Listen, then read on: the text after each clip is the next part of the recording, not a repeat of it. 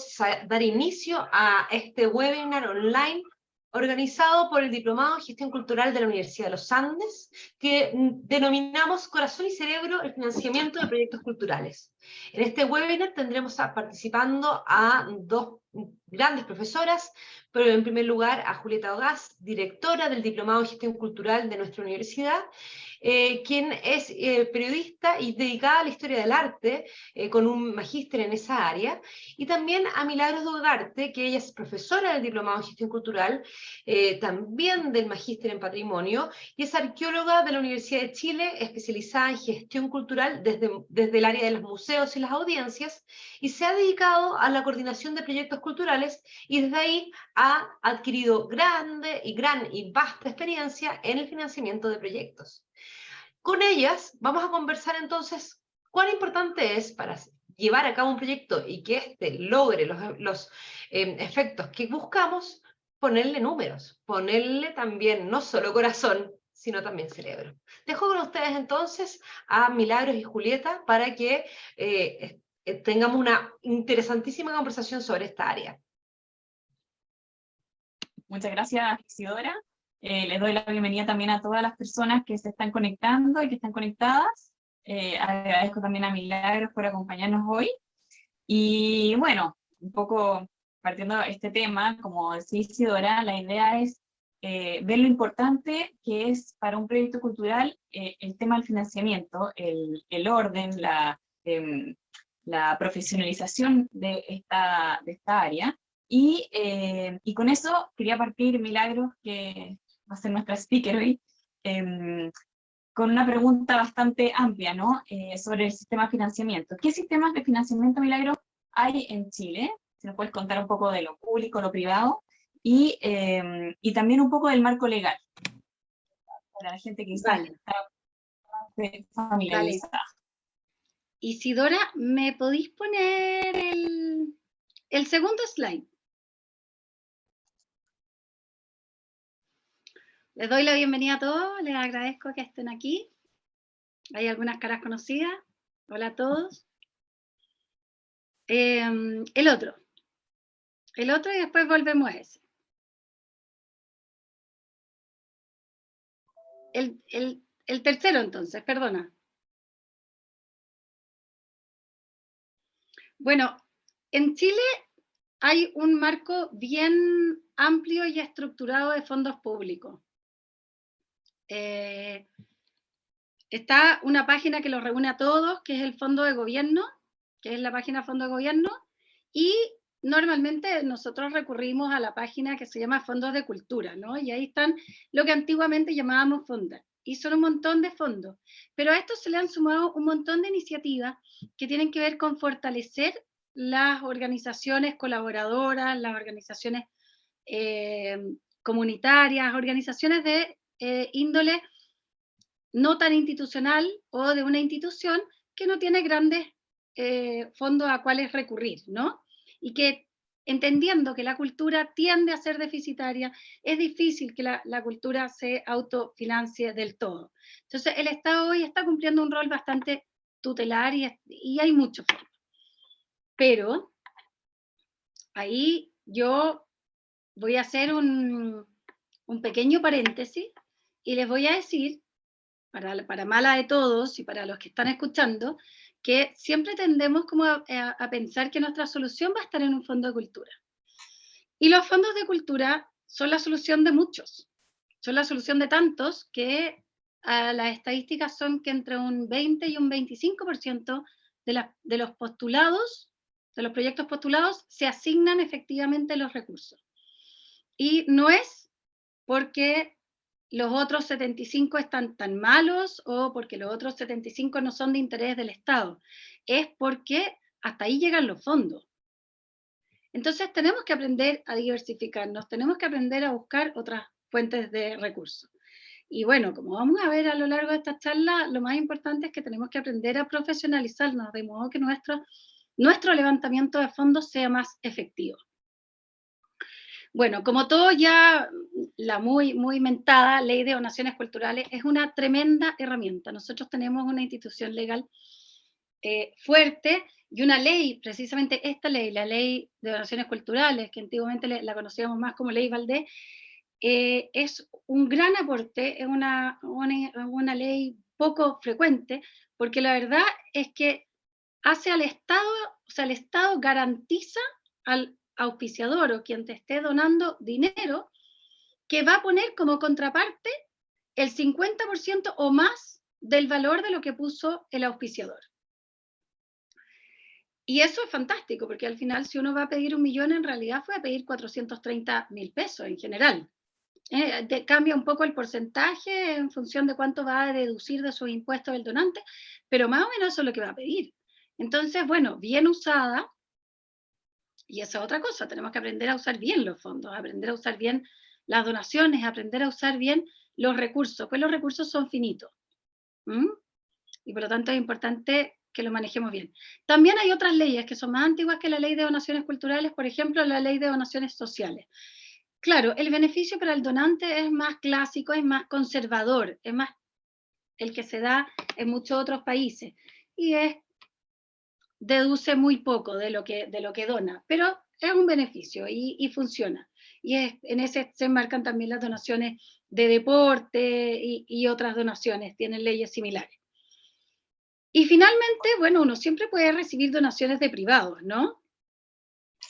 Ahora, regalar plata en Chile tiene impuestos. Entonces, lo que hay que hacer más bien, que te regalen la plata, bueno, es que te compren un proyecto y por tanto uno va a tener que estar preparado para entregar un elemento contable, una factura, una boleta, bueno, van a tener que ver, pero para hacer gestión cultural hay que tener una gestión profesional que te permita amparar, recibir los fondos, documentar la recepción de los fondos. Bueno, para postular a la ley de donación hay que hacer una figura legal que te permita postular a esa ley, por ejemplo. Entonces, no es tan fácil, todas estas figuras tienen un marco legal al cual hay que afiliarse y hay que conocerlo, no es yo voy a postular y ya, muchos de ellos tienen que ser desde una institución, así que es importante conocerlo. Y por último, nunca olvidemos que hay un margen de fondos propios, es decir, pensemos, si dirigimos un espacio pequeño, pensemos si tenemos alternativa de rentabilizar algún área, pensemos si tenemos alguna escala de modelo de negocio interno donde podemos generar recursos, proyectos, venta de entradas, venta de merchandising, todo ayuda. Ya no nos quedemos solamente en uno de estos recursos. Lo más importante en el financiamiento en Chile y en todas partes es tratar de buscar modelos mixtos que se diversifiquen a varias formas de financiamiento. Oye, Milagros, y para irnos a la parte del financiamiento público, tú en tu experiencia nos podrías contar si es que hay un lenguaje especial que tú tengas que usar para postular, para redactar los formularios, por ejemplo, de los fondos de patrimonio, y también en tu experiencia, ¿cuál ves tú que ha sido la principal motivo de rechazo de las postulaciones? Un poco para ir viendo qué es lo que finalmente el Estado busca, digamos, a quién asignar estos recursos, que tú bien dijiste que son muy escasos. Sí, son muy escasos y lo primero que hay que entender es que uno se enmarca dentro de las políticas culturales del gobierno. Entonces, lo primero que hay que hacer para mi gusto es leerse las políticas culturales, conocerlas y saber dónde está orientando los dineros y los esfuerzos el Ministerio de Cultura y el gobierno. ¿Por qué? Porque los gobiernos saben que los recursos son finitos y se ponen objetivos a corto, mediano y largo plazo y van a buscar potenciar y privilegiar aquellos elementos que ven ese futuro de país. No van a potenciar ideas porque son buenas. Si ideas buenas hay miles. ¿Ya? Entonces, bueno, lo primero entonces es conocer la política cultural y enmarcarse dentro de esa política. Luego leerse las bases. Porque a veces uno ve que realmente ese proyecto era para otro fondo concursable y no para el que están postulando. Luego, voy Katy, sí te vi. Te vi. Luego, otra cosa súper importante es la redacción. Por favor, partan con tiempo, dense dense de un año para otro, o partan antes de que abra el fondo. De repente abre el fondo y un mes se hace poco para pensar todas las aristas. Entonces los proyectos quedan mal hechos. Y los proyectos quedan mal hechos, y cuando los evaluadores, que hay gente que tiene experiencia en hacer proyectos de esa naturaleza además, los leen, se dan cuenta que son inviables porque no pensaron en un elemento que es clave. Les voy a decir una tontera, pero por ejemplo, yo voy a hacer un festival de cine en un potrero y propongo que no, toda la corriente va a ser limpia porque la voy a sacar de paneles solares. Bueno, yo abro ese proyecto, lo primero que voy a hacer es buscar dónde están esos paneles solares. ¿Ah? Y voy a buscar, qué sé yo, o una carta de compromiso. Entonces, la persona que lo redacta dice, ah, bueno, lo voy a sacar de paneles solares, y lo pone ahí porque es promocional y es precioso y suena lindo. Pero no se le ocurre poner la carta de compromiso o el contrato del proveedor de esos paneles solares. Tampoco cotizó, porque en realidad la verdad es que el vecino se entusiasmó con la idea y le va a prestar los paneles solares. Bueno, eso tiene que ser mucho más serio que el vecino prestándole los paneles solares para que un fondo esté dispuesto a apostar en ti. Porque ¿qué pasa si el vecino 2 días antes del evento cambia manera de pensar? Entonces, si a mí me dicen y leo paneles solares, que es una infraestructura cara y crítica para un festival de cine, y yo no veo el respaldo de un contrato, no veo el respaldo de que están cotizados, de que están arrendados, y no están en ninguna parte, bueno, yo digo, este proyecto yo no le doy plata, porque es posible, o sea, yo no le pongo una buena evaluación, no que yo dé la plata. Pero si yo soy además un auspiciador privado, tampoco le doy plata, porque digo, bueno, ¿y qué pasa si 2 días antes esto se va a caer? Aquí no hay ninguna seguridad, esto no está fuerte, no está sólido. Entonces, tener toda la arista clara. La redacción, por favor, a veces empiezan a escribir un resumen que es de un proyecto, luego tiran las ideas de la fundamentación que no pegan con el resumen, después no pegan los objetivos. Por favor, que sea coherente, que sea claro. Coherencia es algo que se evalúa mucho. Tomen las rúbricas de las bases, léanlas, evalúenlas, mírenlas, vean cómo van a calzar en esas rúbricas. Y finalmente, cuando hagan un proyecto, yo sé que eventualmente los fondos de cultura no están pidiendo las cotizaciones físicas, antes lo hacían, ahora no. Pidan las cotizaciones, o sea, coticen igual, coticen por 2, coticen por 3, porque eventualmente uno se da cuenta al tiro cuando un proyecto lo tiraron al ojo y no lo cotizaron en varios costos. Y hay costos que están caídos, y tú no puedes apostar a un proyecto que tiene un costo caído, porque la persona que postula a un fondo de cultura no lo va a sacar de su bolsillo el déficit, menos un déficit grande. Entonces, eso es muy importante. Piensen en cada uno de los componentes para que no se les vayan quedando cosas abajo. Armen una Gantt para que también tengan considerados los tiempos. Todas esas cosas hacen que uno se dé cuenta rápido. Cuando no se hacen, uno rápidamente mira el proyecto y se da cuenta dónde se va a caer el proyecto. Pues realmente lograr un proyecto que se ejecute en forma es muy difícil y requiere de mucha planificación. Y requiere de ser sistemático y requiere de ser muy acucioso y tener controlado muchas variables. Entonces, quien sea que los evalúe desde el mundo público, desde el mundo privado, va a querer que todo esto esté controlado. Por lo tanto, un presupuesto además muy bien hecho y muy bien cotizado. Uy, Milagro, y ya que tocaste el tema, me escucho, ¿no? Sí. Que tuve que cambiar de pantalla. Ya que mencionaste el mundo privado, ¿hay alguna estrategia también para acercarse al mundo privado? Muchas veces pensamos en el financiamiento público, que es muy rígido, digamos, con sus formularios, con su modo de hacer seguimiento, ¿cierto? Pero en el mundo privado también tiene sus propias características. ¿Qué es lo que recomiendas tú para cuando uno va a acercarse o va a postular a alguna empresa, alguna institución, para pedirle fondos para que te apoye tu proyecto cultural? Pienso, por ejemplo, en conocer cuál es la misión y visión de la empresa, así como tú mencionabas del Estado, digamos, cuáles son sus políticas culturales. ¿Qué otras recomendaciones podrías dar tú para las personas que nos están escuchando y que eventualmente quieran postular a fondos privados? Bueno, nuevamente, conocer la política institucional es fundamental. Conocer la empresa, estudiar la empresa. Hoy las empresas no están auspiciando simples ideas, están auspiciando grandes ideas, grandes productos que vayan a tener que ver con sus valores institucionales, que vayan además a tener que ver con la comunidad que es de interés y qué es lo que están definiendo por la comunidad en la que quieren impactar. Entonces, es importante que sea la comunidad que está dirigiendo sus esfuerzos las instituciones. Nuevamente, los recursos que tienen la empresa privada son finitos, y por lo tanto van a ponerlo con políticas culturales internas, con políticas de vinculación con la comunidad. Como un poco lo que hablábamos temprano, Julieta, bueno, si yo quiero buscar en el mercado de la telefonía, tengo un recital con una artista, una artista súper rupturista, súper polémica, bueno, no voy a ir a cualquiera de las empresas de telefonía, probablemente voy a ir a una que probablemente se les viene a la cabeza a todas, ¿no? Que hace más sintonía con su publicidad, que hace más sintonía con cómo quieren presentarse en el mercado, los valores que quieren asociar a su marca, ¿no? Y también, no, perdón, es que me acordé de la comunidad a la que quiere vincularse la empresa, ¿no? Habíamos hablado de eso antes también.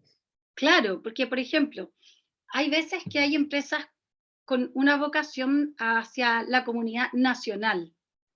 Y esa misma empresa, años después, puede cambiar de manera de pensar y empezar a vincularse más con la comunidad local. Entonces, bueno, a esa empresa le van a interesar los productos que estén haciendo los gestores en esa área, y van a tener más que ver con desarrollos sociales locales. También hay empresas que están más vinculadas a la educación, empresas que están más vinculadas a los emprendedores, empresas que están más vinculadas al arte, a la cultura, a las bellas artes o a la gran cultura. Bueno, eso va a tener mucho que ver. Entonces, vean qué han auspiciado antes, cuáles han sido sus intereses en el pasado y en el inmediato de ahora. Vean cómo se declaran y cómo se proyectan a sí mismas. Cuando dije fondos, se me olvidó decir que también hay fondos privados concursables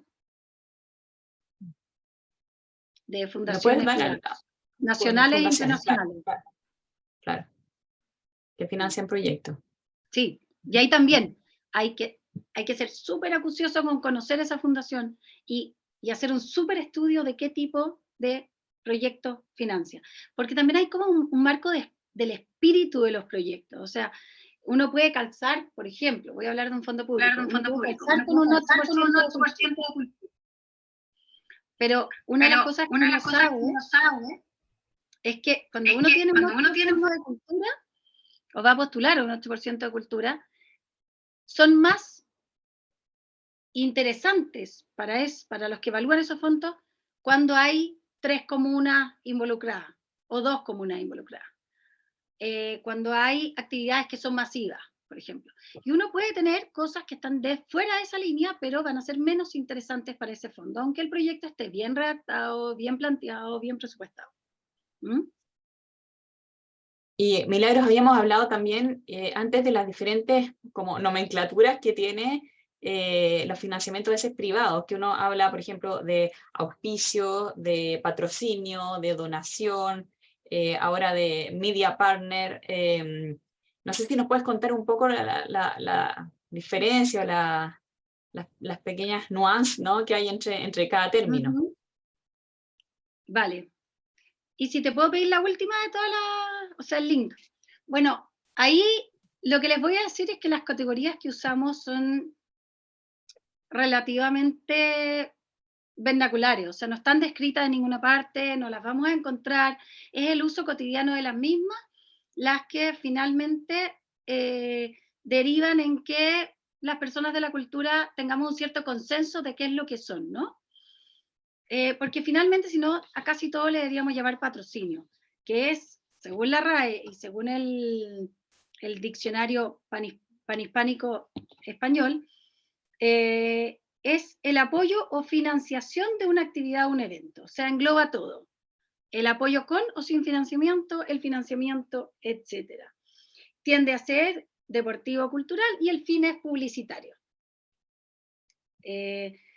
Me parece mezquino llamarle publicitario porque también tiene que ver con las empresas y el Estado o las fundaciones preocupándose por el bienestar de la sociedad, ¿no? Yo quiero creer que ese es un rol que cumplimos todos juntos mancomunadamente. Pero esa es la definición del libro. Y luego también está entendido como la contribución de una empresa pública o privada, una persona física, no vinculada a la prestación de los servicios ni a la producción de obras, que hace una financiación de un servicio, con la finalidad de promover su nombre. El patrocinio es lo que antiguamente se conocía como el mecenazgo.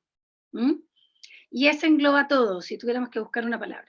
Ahora, nosotros normalmente vemos como, así, en lo coloquial, en lo vernacular, el patrocinador lo vamos a entender como quien nos está prestando apoyo, más no necesariamente financiamiento. Nos está prestando apoyo porque nos está facilitando trámites, porque al asociarnos con su marca significa que visaron nuestra calidad, nuestra seriedad, apoyo en distintas formas, ¿no? Como espalda. El auspiciador es lo que conocemos como quien entrega los fondos, ¿ya? Y el auspiciador, entonces, en general, van a tener distintas categorías. Van a estar los auspiciadores de primera línea y los auspiciadores de segunda línea, y eso uno lo va viendo con el tamaño del logo, y qué sé yo, y distintos beneficios hacia los clientes de esa marca. Bueno, pero el auspiciador es lo que normalmente todos conocemos y vamos a buscar auspicios cuando vamos a buscar fondos nosotros. Así se dice en Chile, en otras partes fundraising, acá levantamiento de fondos literal, acá se dice vamos a buscar auspicio. Y luego están los colaboradores, que son empresas o instituciones o qué sé yo, que lo que están entregando más bien, cuando uno lo usa, tiende a usarlo porque te hicieron un canje o te donaron recursos propiamente tal, físicos, o te están dando algún tipo de apoyo que es más bien material, ¿no? Compromete más a la institución que el patrocinio. Porque el patrocinio compromete más en el sentido del prestigio de la institución. O el patrocinio también habla mucho de que van a ayudar en la difusión, en darte a conocer, en prestarte apoyo político, en el amplio sentido de la palabra. Y luego están los media partners, que es el colaborador con que hiciste una alianza estratégica para comunicaciones. Es otra manera de llamarle al colaborador. También a veces los media partners uno los pone en la columna de los colaboradores. Claro. Y todo esto es muy móvil, ¿no? O sea, son categorías, como les digo, no están escritas a fuego. Oye, Milagro, y otros métodos, por ejemplo, de buscar recursos que han tomado harta relevancia actualmente, por ejemplo, el famoso crowdfunding, que es en realidad, tú me contabas que es algo que siempre ha existido, obviamente lo que pasa es que ahora le pusieron como nombre y plataforma, ¿no? Que quizás se conoce poco y quizás nos puede explicar un poco de eso, de esto de recoger, digamos, donaciones de privados, no precisamente de instituciones. Claro, claro, un poco el crowdfunding es algo a lo que estamos súper acostumbrados nosotros los chilenos y bueno, y el mundo todo, ¿no? O sea, con el crowdfunding es lo que hace UNICEF, cuando te pide en la calle si puedes donar 7.000 pesos mensuales o 3.000 pesos mensuales o 10.000, qué sé yo. O lo que hacen bomberos de Chile también pidiendo que seas su socio y le done. Pero hoy la gran gracia y como el gran giro con estas plataformas de crowdfunding es que cualquier vecino puede auspiciar a cualquier vecino. Ya no se trata de auspiciar una institución, no se trata de auspiciar un sueño que ya está materializado en una gran obra monumental. Ahora hay un mecenazgo muy interesante. Se salió del mecenazgo de las altas ligas, donde las grandes empresas o los grandes dueños de la riqueza financian grandes proyectos culturales para financiar iniciativas de emprendedores y sueños que te parecen interesantes. Y eso lo hace cualquiera que anda caminando en la calle. Eso es lo interesante del crowdfunding. Y eso es lo nuevo. Pero es un modelo que más o menos se ha usado, ¿no? Y además que no está regulado, porque el tema de las donaciones culturales hay una ley, qué sé yo, el crowdfunding pasa más debajo del radar, podríamos decir. O sea, claro, porque son donaciones más pequeñas, ¿te fijas? Más pequeñas. Entonces quedan debajo de toda esta legislación del regalar plata, del donar, de la donación. Claro, y ahí un poco de estas donaciones más pequeñas, pero me quiero tomar de lo que estás diciendo por otro tema importante que hablamos más temprano, ¿cierto? El tema de la seriedad, o sea, que aunque el aporte sea pequeño, un poco tú como gestor cultural tienes un deber de responder, ¿cierto?, a la gente, digamos, que te está prestando dinero, o sea, ya sea los pequeños aportantes o los grandes aportantes o el Estado, que eso está más regulado, digamos. Y un poco a la pregunta que tú me decías que hay que ser muy profesional en eso, el Estado ya te lo exige de alguna manera porque tiene toda una serie de formularios y de control, ¿cierto? De rendición de cuentas, etcétera. Los privados también, quizás nos puedes contar un poquito de eso también, pero también un poco el deber de seriedad como gestor cultural de responder, incluso si el aporte es pequeño y es un enjambre un poco de donantes anónimos muchas veces. Bueno, aquí vamos a llegar a un tema que es esencial y es intrínseco a todo levantamiento de fondos y a toda la búsqueda de un financiamiento. Ocúpense de cuando ustedes están haciendo un crowdfunding, que sea un crowdfunding que vayan, ustedes tengan no la certeza, porque evidentemente si no logran levantar los fondos, no lo van a poder hacer, pero pónganle etapas, pónganle metas, o sea, si llego a esta cantidad de fondos voy a hacer esto, si llego a esta otra cantidad de fondos voy a hacer esto otro, porque en la práctica al final pasa que hay ciertos levantamientos de fondos mediante ese sistema que no se hacen y que van a ir necesariamente mermando el entusiasmo de la gente de financiar, porque no está financiando finalmente un proyecto que se ejecutó, está regalándole plata a una persona que puso una idea dentro de un papel. Y el papel aguanta todo. Y de ahí, y si no sé si me puedes poner la primera de todas la que va después del... Y el papel aguanta todo. Y en ese sentido, a mí me encanta citar una frase de Edison que dice que al final la genialidad es o sea, que el éxito es un 1%, o los inventos son un 1%, la genialidad es un 1% de inspiración y un 99% de transpiración. En realidad esta es una frase que se le atribuye a Thomas Edison y hay como una polémica de si es de él o no, pero finalmente calza mucho con cómo él funcionaba, ¿no? O sea, Edison, y la verdad es que ningún gran emprendedor y ningún gran inventor va a basarse solo en una idea. Yo lamento mucho la gente que cree que una idea es brillante y que es fantástica. Lamento desilusionarlos, pero las personas tenemos ideas, nos dedicamos a eso. De hecho, eso es lo que nos ha permitido tener toda la tecnología que nos sustenta en este minuto estar haciendo este webinar.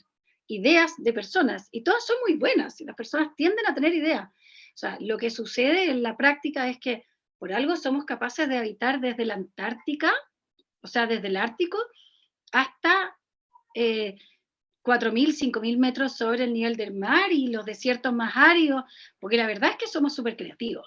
Entonces, una idea es algo bastante común, y una idea muy buena es algo bastante común. Lo que hace la distancia entre una tremenda idea y un tremendo producto cultural es la capacidad de llevarlo a cabo. Y eso es trabajo, mucho, mucho trabajo. Entonces, no usemos el crowdfunding solo porque nos embobamos con nuestra propia idea. Veamos que llevemos una idea muy bien desarrollada, de manera que finalmente no perdamos el sistema, ¿no? Porque si no es algo que va a dejar de usarse. Va a caer en obsolescencia y a mí me gusta, encuentro que es muy lindo. Oye, Milagro, y yéndonos quizás a otro tema, sobre las habilidades un poco que tiene que tener el gestor cultural, porque vemos que, claro, tiene que desarrollar un proyecto que sea coherente, que tenga un cierto lenguaje, que apele, digamos, que sea serio, etc. Pero, ¿qué habilidades también tiene que tener el gestor? Quizás habilidades blandas también. Pienso en también lo que hemos hablado un poco de la relación, por ejemplo, con la empresa, que es diferente al Estado. Al Estado uno puede postular el proyecto millones de veces, ¿cierto? Irlo mejorando, te van dando recomendaciones, tú lo vas mejorando y en algún minuto eventualmente te asignan el dinero y tú puedes hacer tu proyecto. Pero en el mundo privado quizás eso funciona de manera diferente, porque la relación es diferente, ¿cierto? Y ahí también quizás hay que tener habilidades no solamente de lenguaje para redactar bien un formulario, sino que también, o los objetivos, lo que sea, sino que también habilidades bueno, vuelvo a la seriedad, ¿cierto? Capacidad de comunicar, capacidad también un poco para entregar resultados. hablábamos del tema de, por ejemplo, hacer un registro gráfico de lo que tú estás haciendo, del proyecto que te dieron, digamos, para que ellos también lo puedan subir a sus redes. Es otra la dinámica. Así quizás nos puedes contar un poco de eso en tu experiencia. Totalmente de acuerdo, un poco lo que te comentaba en la mañana. El privado, el aparato público se va a fijar mucho en el proceso, en cómo lo rendiste, en que esté conforme a las normas de Contraloría, cada uno de los gastos, qué sé yo, y va a buscar que efectivamente cada actividad que tú propusiste se haya ejecutado. Y se cumplan dentro de eso, con eso se dan por cumplidos los objetivos. El privado no, el privado te está comprando un producto al cual asocia su marca. Entonces el privado quiere ver ese producto, quiere hacer tangible ese producto. ¿Cómo llegar? ¿Cómo ir a venderle a un auspiciador? Que también lo hablamos en la mañana. Bueno, más allá de hablar bien, llegar vestido choro y todas esas cosas que se cree que son tremendas habilidades y tremendamente importantes, y tener un computador taquilla, no. Preséntense como personas que están trabajando de manera profesional. Entonces, tengan claro todo el proyecto de ustedes y cómo lo van a resolver. Les voy a poner, así como les he puesto otros ejemplos, les voy a poner un ejemplo que a mí me ha pasado mucho en la vida. Entonces, estoy conversando con alguien que quiere que le demos el patrocinio o que le demos financiamiento a un cierto proyecto o que actuemos como colaborador en un cierto proyecto. Muy rápido yo voy a preguntar, ¿cómo vas a obtener los fondos? Muy rápido te van a contestar con mucha libertad muchas personas, bueno, a través de la ley de donaciones. Pero eso no son fondos. La gente todavía, muchos gestores culturales creen que la ley de donaciones son fondos. Entonces, tú los hackeas con esa pregunta y ves que no tienen una respuesta. Te están vendiendo humo. Y te están vendiendo humo porque no se prepararon, porque creyeron que iban a llegar con una tremenda idea y solo porque es una tremenda idea, tú se la ibas a comprar. Tengo una tremenda idea y nadie nunca la ha hecho antes. Ese es un clásico. Bueno, a mí ahí nunca soy muy grosera, pero me dan unas ganas de contestarle, quizás nadie la ha hecho porque no es tan tremenda, o no es tan viable, o no es tan fácil. Pero tremenda idea, abundan. Y la gente tiende a pensar que tremendas ideas son escasas. No, tremendas ideas abundan. ¿Ya? ¿Por qué nadie la ha hecho antes? Pregúntenselo. Eventualmente se han hecho los estudios de mercado y no dan. Hagan, tanteen los mercados, conozcan lo que se ha hecho antes en esa área. Créanme, los que evaluamos al otro lado de la mesa cuando ustedes van a pedir auspicio, no somos guaguas de pecho. Sabemos lo que nos están yendo a ofrecer. Entonces, rápido nos vamos a dar cuenta. Si tú me tratas de decir que vas a financiar algo por la ley de donaciones y eres una persona que camina por la calle y no eres una persona que puede certificar un proyecto por la ley de donaciones, porque no eres una persona jurídica, ni caes dentro de las características, tengo súper claro que me estás yendo a vender humo. Y no tienes resuelto ese problema, me estás yendo a vender humo. Si yo me doy cuenta que los números de tu proyecto no dan, que no tienes afirmado todas las necesidades de tu proyecto, me estás yendo a vender humo. Y aquí viene un gran tema, porque como decía Julieta, uno puede postular varias veces al mismo fondo, todos los años. Y de hecho yo lo sugiero, porque es muy difícil a la primera ganarse un fondo, no lo abandonen.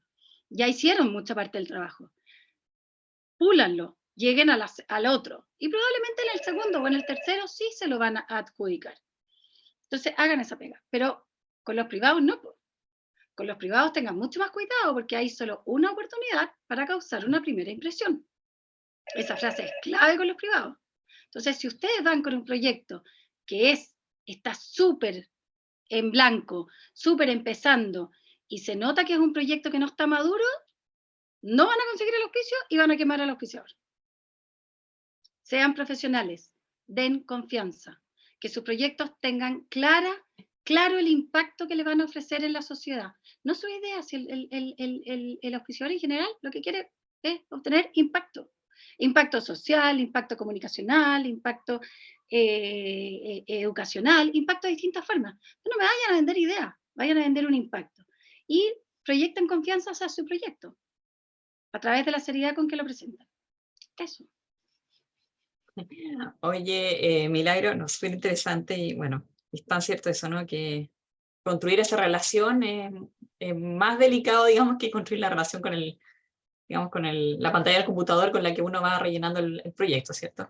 Y lo que decís tú también de tener un registro gráfico, bueno, yo que soy periodista un poco, vengo del periodismo, me hace mucho sentido eso, o sea, de todas las acciones que ellos vayan haciendo, que ustedes vayan haciendo, mientras van realizando, ejecutando su proyecto, tomarle fotos, tomarle un buen video, ir registrando todo esto, porque esto finalmente al auspiciador, como dices tú, le interesa y se lo das editado, listo, digamos, para que él como contenido, pum, lo suba y pueda generar impacto, como dices tú. Entonces, también eso es Claro, súper importante al momento de generar esa relación. claro, se me quedó Y, en el tintero esa parte que conversamos en la mañana. Oigan, muchas veces uno va y piensa, ya, me dieron el auspicio, listo. No, no listo, que no, el auspiciador no te va a pedir que tú le rindas cada una de las boletas que gastaste. No es su interés, ya les dije, compraron un producto, devuélvanle el feedback de ese producto. Si pueden, tengan elementos cualitativos, entrevistas de personas que hayan sido beneficiarias o del medio ambiente que hayan visto la mejora en el medio ambiente, el aporte, tengan fotografías del registro, consideren dentro de su producción, dentro de sus costos, que van a hacer un video editable de 3 minutos, porque finalmente para el auspiciador también es interesante, ¿no? Poder entregar esto dentro de sus comunicaciones internas, los resultados de este dinero gastado o invertido, van a querer proyectarlo dentro de sus comunicaciones internas y externas. El colaborador, la gran mayoría de las veces no lo hace por simple filantropía, ¿no? Finalmente, si uno piensa, los grandes donantes internacionales en general donan un hall y termina llamándose Carnegie Hall, no termina llamándose el hall de los buenos amigos o de las buenas misiones. Tiene el nombre de la persona, si algo hay, ¿no? Entonces, denle herramientas y considérenla en el presupuesto y en la proyección de los elementos que van a tener que producir para registrar y para tener un feedback posterior. No termina la relación el día que les pasan las platas, ni el día que ustedes hicieron el evento. La relación termina cuando ustedes les reportan. oye, Milagro, y también en ese tema que tú mencionaste de las platas, ¿cierto? De poner los ítems en la línea Excel, qué sé yo. En la cultura generalmente uno le tiene un poco de terror al tema de los números, ¿no? Por lo menos a mí me pasa. Entonces, pero si es necesario que esos números calcen, que digamos que no vaya pérdida el proyecto, etcétera. Entonces, tú mencionabas también el tema o sea, que no es un argumento decir, no, que a mí no se me dan los números, sino que si no se te dan los números, contrata quizás a un contador, o sea, los números te tienen que cerrar finalmente. Sí, sí, pues como yo te decía, a mí me da un poquito, me enroncha un poco cuando alguien dice como meritoriamente, ay, no, es que a mí eso de los números no me interesa. Bueno, está bien, que no se te den los números es algo totalmente natural. Todos tenemos distintas competencias y hay gente que es más del área de las ciencias sociales, más del área de la historia, más del área del arte, y eso me parece súper razonable. Pero te falta un socio entonces, o te falta alguien que tienes que contratar. Porque para comprar arroz, tú vas al supermercado y no le puedes contestar al supermercado, oye, no, yo sabéis que de números soy pésima, ¿por qué no me lo pasáis así con una sonrisa? No, no te lo va a pasar con una sonrisa, ¿ya? Un proyecto habla de platas, tiene que pagar impuestos, tiene que pagar leyes sociales, tiene que pagar con boletas de honorario, con una serie de elementos contables, y va a tener que manejar elementos como un flujo de caja. Entonces, y eso va a significar un montón de cosas que se vinculan con números, ¿ya? Entonces, por favor, no puede ser que uno de repente conversa con gestores culturales y te dicen, ah, no, yo el neto, ¿cuál es el neto y cuál es el bruto? Bueno, es que son dos montos distintos.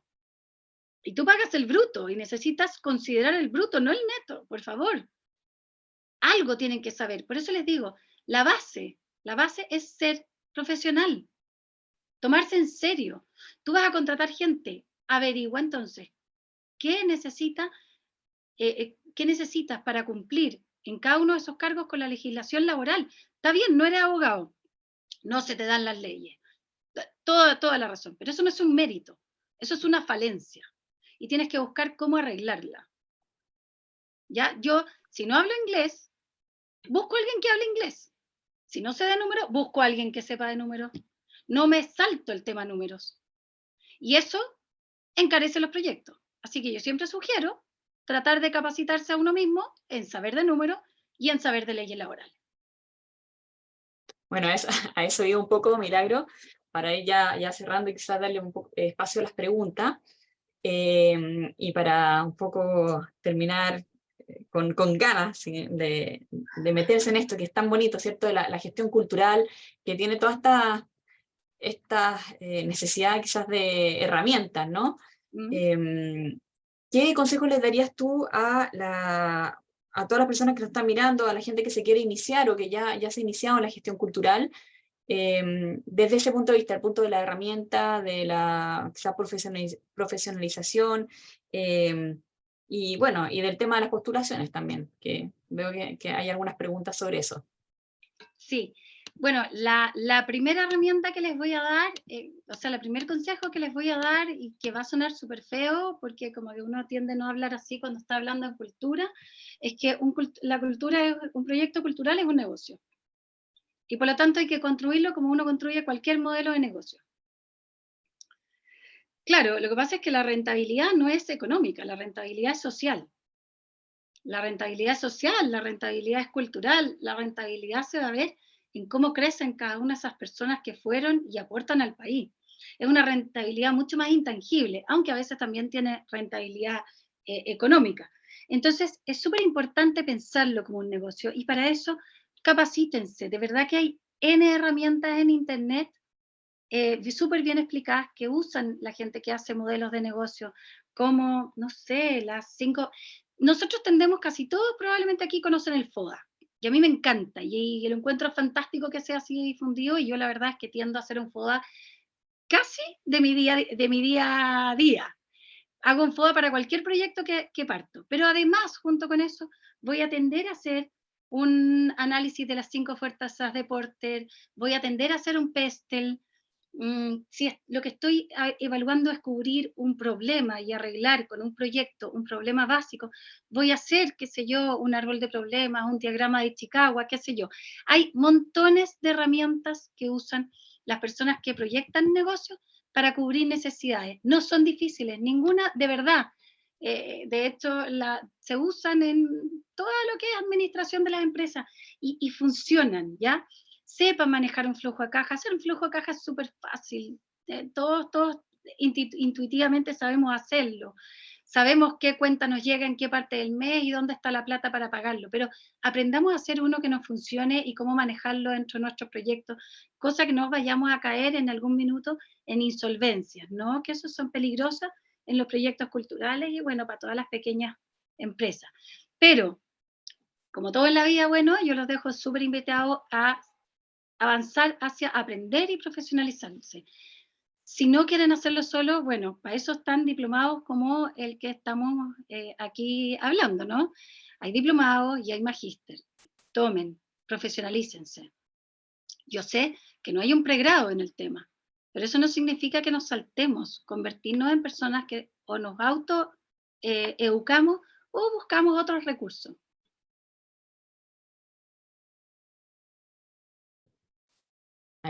Bueno, gracias Milagros.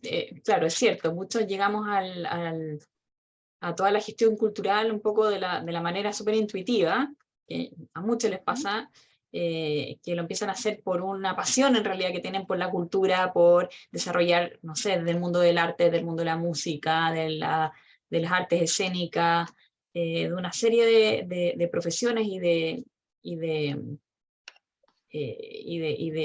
formas de hacer, digamos, que han aprendido, digamos, a pulso.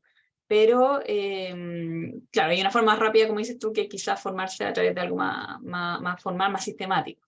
Y un poco también validar esos conocimientos que uno va teniendo y que de alguna forma dice, mira, no estaba tan mal. Por aquí va la cosa. Sí. Bueno, te agradezco y vamos a leer entonces algunas de las preguntas que han llegado aquí en el chat. Oye, ¿y sabéis qué? La primera que levantó la mano fue Catherine Westphal. Sí, nuestra exalumna, Catherine. Hasta ahí. También. Hola, Milagros. ¿Cómo estás? Catherine. Bueno, yo así soy colega de Milagro, entonces trabajo más en el área de patrimonio y le puedo decir, así como experiencia, que si es difícil proyectos, por ejemplo, conseguir plata para, no sé, las artes, el ballet, la danza, la pintura, es mucho más difícil conseguir plata para temáticas como las nuestras que tienen que ver con arqueología, prehistoria, identidad en las comunidades, cosas así. Y eso, mi experiencia, digamos, con el ámbito público, he tenido problemas, por ejemplo, con los revisores de los proyectos, de que no tienen las competencias, no son idóneas para estar revisando un proyecto orientado, por ejemplo, a la arqueología, porque le ponen una persona que es especialista en pintura a revisar un proyecto de arqueología que no tiene que ver con el ámbito del patrimonio. Y eso para mí es una falencia muy grande y que contribuye también al desgano de muchas veces de uno seguir participando en el ámbito público por todo el trabajo que conlleva armar los proyectos, como indicó Milagro. Y también hay muchos problemas ahí, también el hecho de que muchas comunidades quieren este tipo de proyectos y sienten de que los fondos públicos no permiten como adquirir fondos en ese ámbito, de que en muchos casos son prioritarios para comunidades, no solamente comunidades indígenas, sino comunidades agrícolas, comunidades locales que ellos ven en el tema de la conservación del patrimonio también una protección como a su modo de vida, a su medio ambiente. Y hay una falencia, en mi opinión personal, muy grande del Estado. Digamos que el ministerio se llama Cultura, las Artes y Patrimonio, está al final, y está al final por algo, porque es así, ¿ya? Eso es un tema. Lo otro que, por ejemplo, tengo que en el fondo de los privados, también mi experiencia es que en algunas regiones, en algunas comunas, las comunidades rehusan postular ningún fondo con las compañías mineras. Y yo los entiendo, pero eso también hace de que muchas veces no se pueden llevar a cabo los proyectos porque no hay muchas empresas que inviertan en esas zonas. Y por lo tanto, los financiamientos privados son más limitados, ¿no es cierto? Porque estamos hablando de sectores alejados de la metrópoli, estamos rurales, ¿no es cierto? Con historias, digamos, de pobreza y donde estas compañías mineras se instalan y como por producto de los daños al medio ambiente entran en conflicto con las comunidades. Entonces muchas comunidades no quieren, a pesar de que ellos quieran hacer proyectos, no quieren platas de ahí. Entonces es un tema que veo con frecuencia, digamos. Y lo otro que mencionaste, Milagro, los fondos concursables privados, y quería saber un poco si hay nombre específico de eso, y lo otro, a modo general, simplemente también decirle a la gente que hay muchos fondos internacionales, a veces de cosas pequeñas. Hay fundaciones, por ejemplo, por decirte, que están orientados al rescate, el cuidado de los archivos. Entonces, de repente, un fondo muy acotado, pero si tú trabajas con algo de un archivo, te pueden financiar eso. Pero hay que hacer busquilla, hay que meterse a internet a buscar y buscar. Eso. Entonces, quería como un poco un nombre más específico de algunos fondos privados que tú conoces, Milagro. Sí, sí. Ajá. Sí. Voy a ir. Ciérrame el micrófono. Sí. Una copia. Ya. Voy a ir. Perdón, solamente para Milagro, para unir con otra pregunta de los fondos, lo que preguntó Catherine, es que Jaime Álvarez pregunta si hay una recomendación para proyectos digitales, a ver si cabe dentro de esa misma pregunta. Si tú conoces algunos especiales de eso. Yo muy me imagino, voy a cortar esa súper fácil, muy me imagino que dentro de los fondos del Ministerio de Cultura, dentro de los fondos culturales, hay, ¿ya? Pero no es mi área, así que no te sabría decir. Léetelos todos, además que cambian mucho de una temporada a la otra. ¿Hay alguna página que aglutine los fondos privados? No la hay, o no que yo la conozca, ¿ya? Desgraciadamente, la Katy nos hizo un buen paneo de la arqueología en que nuestros proyectos no están del todo, los proyectos más pequeños no están del todo cubiertos en los fondos de patrimonio, que sí están las instituciones. O sea, si tú hoy tienes un museo comunitario, hay fondos para ese museo comunitario, pero investigaciones locales no nos está cubriendo ni el Ministerio de Ciencia, que en rigor debería, ¿no? La ciencia también tiene un rol, Catherine, no solo el Ministerio de la Cultura, las Artes y el Patrimonio, porque en el fondo, bueno, pero caemos en un bache, también nos pasa efectivamente, y ahí yo creo que es culpa del chancho y del que le da la flecha. Arqueología ha hecho poco para convertirse en una ciencia que tiene difusión. Nos vemos continuamente que están arqueólogos haciendo entrevistas en la televisión. Estamos esperando que nos vayan a buscar para recién llegar a un comentario en el área de las noticias que a veces salen. Efectivamente, el olivar fue algo que sonó, y la Paola ha hablado mucho en esa línea, y yo agradezco mucho cuanto ha dado a conocer la arqueología, pero no es algo que se dé frecuentemente. Y no quiero levantar una polémica, pero efectivamente la arqueología es poco conocida por la gente. La gente cree que nosotros recogemos dinosaurios, o estamos viendo cosas de la caverna, o qué sé yo. Hay una falsa concepción de lo que es la arqueología, y te puede tocar un evaluador así, y me parece inadecuado. Los evaluadores deberían estar preparados en todos los temas patrimoniales, estoy de acuerdo contigo. En cuanto a la relación entre las grandes empresas y las comunidades locales, que tenemos por avanzar. Tenemos mucho por avanzar, desde ambos lados. Creo que hay que sentarse, creo que hay que pensar en darse la mano, y creo que hay que avanzar en voluntades que realmente estén amparadas en la colaboración, y no en resolver necesidades inmediatas.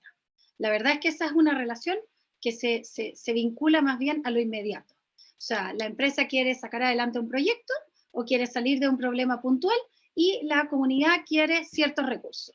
Y no hay una mirada de colaboración, una mirada de generar confianza, de realmente generar desarrollo hacia ambos lados, y un respeto hacia ambos lados. Probablemente sí, o sea, no es que no la haya, es algo que gustaría que hubiese más, ¿ya?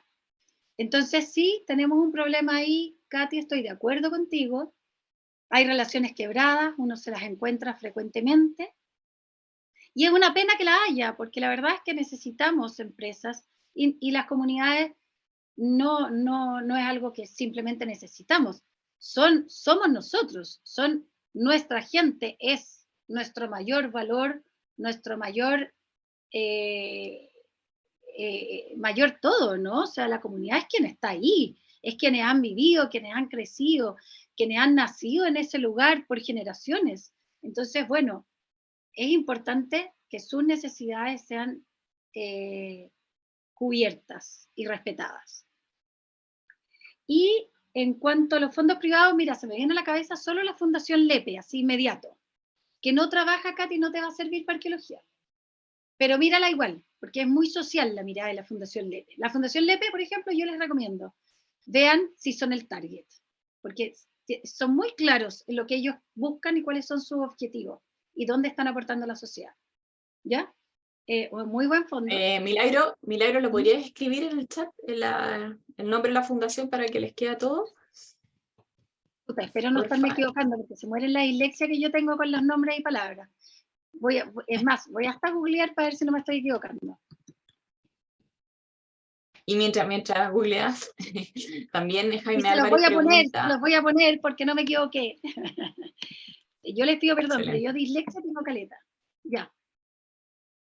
Jaime Álvarez pregunta por manuales de gestión económica financiera para proyectos culturales, si le puedes recomendar alguna bibliografía al respecto. Uy, no se me viene a la cabeza nada que me guste tanto que te lo pueda decir, pero ¿de qué hay ahí?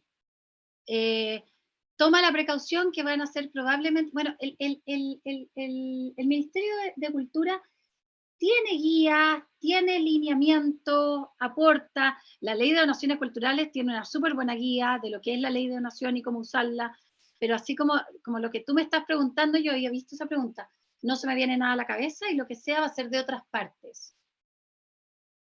Entonces la realidad que manejan es otra.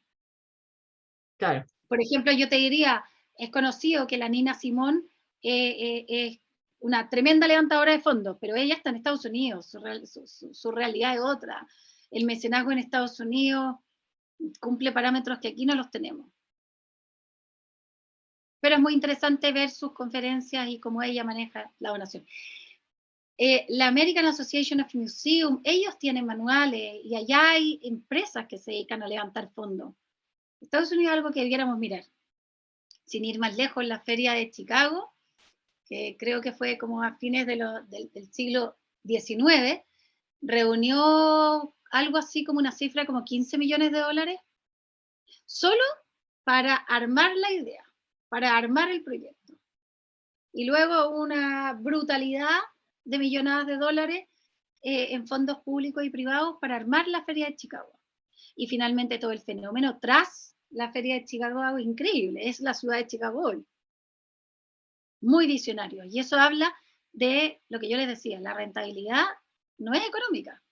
Si bien es cierto, la Feria de Chicago tuvo una rentabilidad económica y tuvo utilidades que fueron como de 2 o 3 millones de dólares, realmente lo que produjo fue, bueno, aumentar la población de Chicago, generar comercio, generar industria, bueno, véanla, es precioso. Milagro, y acá, bueno, tú también estás mirando las preguntas, pero Josefina Infante pregunta, ¿cómo, desde tu punto de vista, cómo se mide el impacto que tiene un proyecto cultural? Bueno, es un tema para hacer otro webinar, pero así, tips un poco para redactarlos, ideas de cómo medir ese impacto en la sociedad o en la comunidad a la que la empresa del Estado quiera poner ese foco. Bueno, el primer tip, y volvemos a Edison, que era muy claro en eso, Edison no tenía grandes ideas, Edison lo que hacía era identificar necesidades. Identificar necesidades y en función de eso, generar respuestas. También generaba productos que eran mejorables. Bueno, busquen, no generen una idea, busquen qué realidad social, qué realidad cultural quieren ustedes mejorar, dónde van a hacer un aporte. Y luego generen ese proyecto. Esa es la manera más virtuosa, para mí lejos. Que no sea lo que ustedes quieren, lo que ustedes tienen de interés, sino que sea realmente lo que va a generar desarrollo y le va a aportar en la calidad de vida a las personas. Eso. ¿Y cómo medir el impacto? Bueno, desgraciadamente hay formas de medir la rentabilidad social, pero no la vamos a poder pagar nunca desde el área de la cultura, o sea, si la cultura es demasiado deficitaria, pero cuando se proyecta algo como el puente de Chacao, se está pensando en rentabilidad social, o sea, ese puente no se va a pagar en el corto, mediano ni largo plazo en términos financieros, pero sí se va a pagar en cantidad de horas menos que pierde la gente en conectividad, en mayor acceso a recursos y en desarrollo económico del lugar. Yo siempre digo, por ejemplo, yo estoy muy vinculado a un pequeño museo comunitario, pero un pequeño museo comunitario va a generar un impacto en la industria turística local. Al generar un impacto en la industria turística local, lo que va a hacer es que el farmacéutico de la esquina va a tener gente que se bajó del bus con dolor de cabeza. Entonces va a ir a comprarle. Y va a aprovechar además de comprar el remedio para la presión, porque pucha, ya está ahí, ¿no? Entonces va a vender. ¿Y qué va a pasar con el otro? El otro se bajó y quiere una bebida en realidad. Y la verdad es que ese bus completo necesita un servicio de desayuno. Entonces, no vamos a medir el impacto de ese museo en el museo y en la rentabilidad del museo, pero sí en el Producto Interno Bruto local. Y de hecho, las grandes ferias y los grandes eventos está súper documentado cómo impactan en el Producto Interno Bruto local. Milagro, para ir cerrando, sé que hay más preguntas, pero en honor al tiempo también. Emil, que ahí lo estoy viendo. Él pregunta por si conoce fondos de embajadas internacionales para generar residencia o intercambios con otros países, me imagino, respecto a proyectos, espacios culturales nacionales. Yo sé que en fondos públicos me parece que hay fondos para hacer pasantías afuera. No sé, desconozco un poco más sobre fondos privados. No sé si tú conoces. Y ahí lo que dijo la Katy, hay que ser hormiga y hay que buscarla. Probablemente la IRAC la IRAC tiene un departamento que hace este trabajo, ¿no? De vincular a nuestros artistas con otras embajadas. Entonces, vean si pueden buscar dentro de la página de la IRAC, por ejemplo, se me ocurre. Ah, sí, gracias, que la escribiste. Sí. Sí. Sí. Vale, Pero no sí, es mi relación. área. Yo no hago, Sí. mi área es como dijo la Katy, museos, arqueología, patrimonio cultural. Bueno, y no sé si habrá alguna última pregunta así cortita que alguien tenga. Aquí Carolina está ayudando mucho, Carolina Rodríguez está subiendo material ahí. Pero si no tenemos más preguntas, entonces bueno, los dejo invitadísimos, obviamente. Primero que nada le agradezco a Milagros por estar aquí, por responder todas estas dudas y por darnos esta pequeña clase, ¿no?, de fondos. También a Isidora, que fue la originaria y primera directora de este diplomado, y a la gente también de la UANDES que está acá. Y dejar los invitados a todos. Ahí Isidora puso el link por si alguno se interesa también en esto que hablábamos, en profesionalizar, en adquirir herramientas, en adquirir quizás también esta valoración del trabajo que ustedes están haciendo y ponerlo más sistemático, ¿no? Los invitamos al diplomado que da la universidad. Y si tienen cualquier otra duda que quieran, bueno, conocer el programa, etcétera, o alguna otra duda que se les haya quedado en el tintero, me pueden escribir a mí y yo se lo hago llegar a la Milagros o a quien corresponda también, si es que necesitan más bibliografía o algo que alguno quedó con esa duda. No tengo problema en que me escriban o que, no sé, vengan a la universidad a una reunión, etcétera. Así es que los dejo muy invitados, les agradezco a todos que se hayan conectado hoy a esta hora, y nuevamente gracias a nuestra profesora Milagros Dugarte por su tiempo también de dedicarle este webinar. Espero que les haya gustado, y bueno, me despido de todos ustedes, me despido Milagro, me despido Isidora. Catherine, qué rico verte, también una egresada de nuestro magíster en gestión de patrimonio. Y bueno, y el resto que alguno conozco por ahí. Maximiliano Araya, exalumno de la licenciatura. Muchas gracias a Gracias a todos.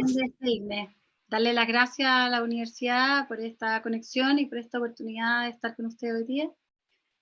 Dejarlos invitados a no asustarse, pues. Si no es imposible, somos muchos los que trabajamos en gestión cultural. Se puede, como dice la Katy, a veces hay mucho trabajo, pero es tan bonito, los resultados son tan bonitos, lo que uno hace es tan significativo. Realmente es un área donde el aporte es tangible, inmediato, donde realmente, yo siempre digo, lo que hacemos en cultura es, de repente te pasa que te topas con alguien, como cuando estás con alguien al frente muy triste, lo conozcas o no lo conozcas, estiras la mano y le pones tu mano en el hombro, y esa persona tiene un momento de paz. Bueno, cultura tiene un rol tan importante en la vida de las personas que están, no solo las que están tristes, también las que están felices, pero sobre todo en aquellas personas que están solas, encuentran un espacio donde comunicarse con otras personas, donde sentirse valorados, instalan ideas, no saben cómo crean vocaciones, las exposiciones. Cultura es uno de los grandes creadores de vocaciones. También le da espacio para salir a nuevos pensamientos, porque las personas nos criamos en una casa que tiende a tener el mundo de esa casa. Es la cultura quien expande esos mundos, mucho más que la escolaridad, y eso está súper comprobado. Entonces, bueno, atrevámonos, es arte, ese es nuestro rol es intrínsecamente social y es realmente impacta en la vida de las personas. Quizás no de los 100 que estuvieron, quizás no de los 40 que tomaron, quizás no de los 3000 que entraron a la exposición. Pero, ¿por qué ponernos que impactar en todo? Ya si impactamos en 1, en 10, en 15, en 50, fue precioso. Si es la vida de alguien la que tú puedes tocar. Exactamente, lo dijiste también, como el bálsamo de la cultura. Muchas gracias a todos. La resiliencia de la cultura. Muchísimas gracias, entonces Milagro y Julieta se pasaron, muy interesante, muchas gracias también por su participación a todos los que estuvieron aquí, sus preguntas muy acordes, muy interesantes, y ahí hay hasta aplausos que les dan agradeciendo esto. Bueno, les dejamos también en ese chat para que lo vean, hartos comentarios, hartas ideas, hartos documentos. También les va a llegar este webinar grabado por si quieren algo dando vuelta, y nos piden ahí el contacto, Francisca, sí, no hay ningún problema para ir hablando, podemos hablar con ella, te voy a dejar ahí el correo de la gente de la universidad y estamos en contacto. La Universidad de los Andes tiene un área de patrimonio cultural bastante fuerte y bastante ya desarrollado, ya lleva alrededor de 15, más bien 18, 20 años ya en esta área, entonces nos hemos ido consolidando en esta área, lo que nos tiene muy contentas, y también por eso mismo tenemos esta instancia. Manténganse en contacto con nosotros porque queremos seguir haciendo cosas, entonces a través del Instagram de Patrimonio Cultural _UANDES, y así van conociendo todas las cosas que vamos haciendo. Un gusto tenerlos, buenas tardes, que estén muy bien, gracias Milagros, gracias Julieta. Gracias Isidora, gracias Milagro. Hasta luego, gracias a todos.